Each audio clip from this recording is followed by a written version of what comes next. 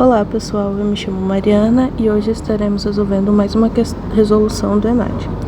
No traçado das vias, consideram-se os efeitos decorrentes da força centrífuga no deslocamento dos veículos que percorrem trechos em curva. Essa força é calculada pela expressão F igual a m vezes a velocidade ao quadrado dividido por r, em que m é a massa do veículo, v a velocidade do veículo e r o raio da curva.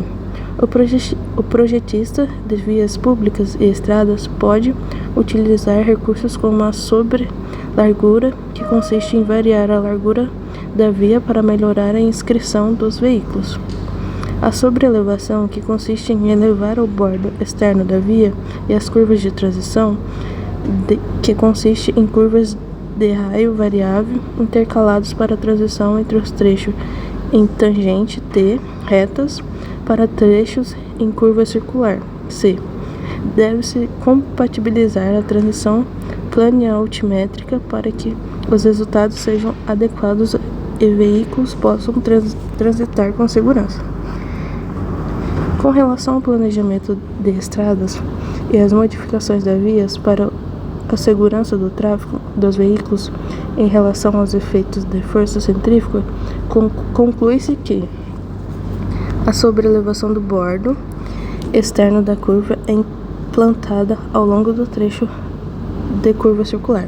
Bom, aqui ele está falando sobre elevação, também conhecida como superelevação, nas curvas de concordância horizontal. Ela é definida como sendo a declividade transversal da pista de rolagem nos trechos em curvas orientadas para o centro, lado interno da curva. Ou seja, o trecho ele tem uma curva que tende a fazer com que o veículo vá para o lado externo dela. Interno.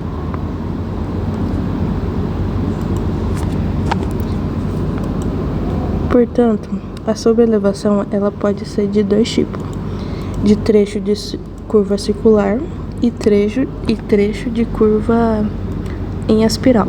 Portanto, a alternativa A ela está incorreta. Por conta disso, ele só citou apenas uma implantação dessa superelevação, que é o trecho de curva circular, mas também existe o trecho de curva em espiral, onde sendo constante no trecho de curva circular e linearmente variável no trecho em espiral. Letra B. A superelevação dos veículos se inclinarem para o lado externo da curva, o que melhora a sua estabilidade. Incorreto, né? Porque aqui a superelevação fala que o veículo tende a ir para o lado interno dessa curva. Logo, a sua melhor estabilidade é no lado interno, não no lado externo. Letra C. A superelevação é uma medida constante implementada no bordo externo ao longo da curva de transição. Ela também é incorreta.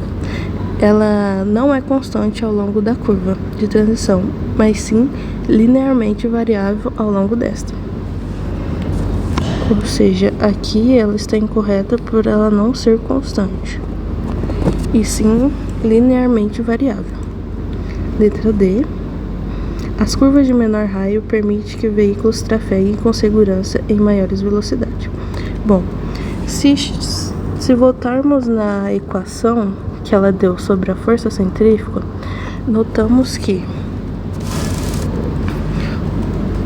quanto menor for o raio de curva ou maior a velocidade, maior será o valor da força centrífuga que atua no veículo, o que reduz o nível de segurança no tráfego. Porque elas são inversamente proporcionais, né? Logo, essa também é uma alternativa incorreta, porque ela não garante uma maior segurança. Muito pelo contrário, né? Letra E. Os pontos TS e CS são de transferência para o acréscimo e o decréscimo das cotas do bordo externo da via nos trechos de transmissão. Bom, o que são esses pontos TS e CS?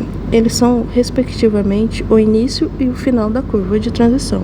Estes pontos são referentes para os trechos onde ocorre a variação do valor da superelevação, ou seja, para o acréscimo ou decréscimo das cotas do bordo externo da via nos trechos de transição. E logo, essa alternativa é a correta, porque o TS é o inicial e o CS é o final, que garante esse acréscimo e decréscimo dessas cotas. Logo, a alternativa correta para essa resolução é a letra I.